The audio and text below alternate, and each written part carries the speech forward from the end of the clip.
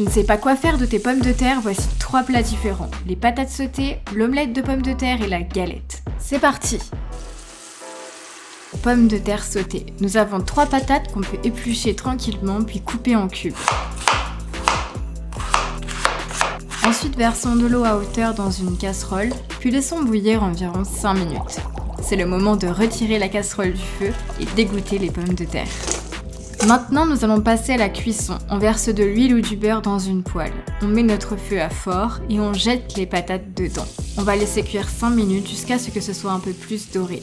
Après, on assaisonne avec du sel et du poivre ou bien des herbes comme tu veux, puis on laisse à nouveau cuire pendant 5 minutes. Une fois bien dorée et croustillante, on stoppe la cuisson et on y ajoute un peu d'ail.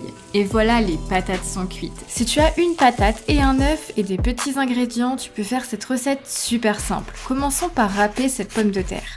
On la met dans un saladier, puis on ajoute 30 g de farine, une cuillère à café de sel et un œuf. On mélange bien tout ça ensemble, puis on jette tout ça dans une poêle bien huilée. On forme une sorte de pancake et on met notre feu à moyen fort.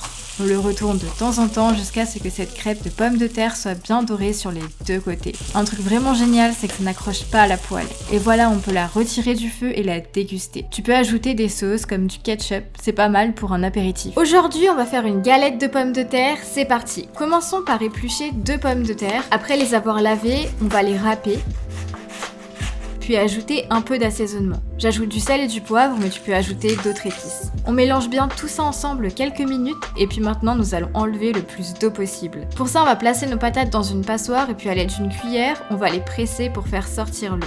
Passons maintenant à la cuisson. On va faire fondre du beurre dans une poêle à feu moyen, puis y verser nos patates.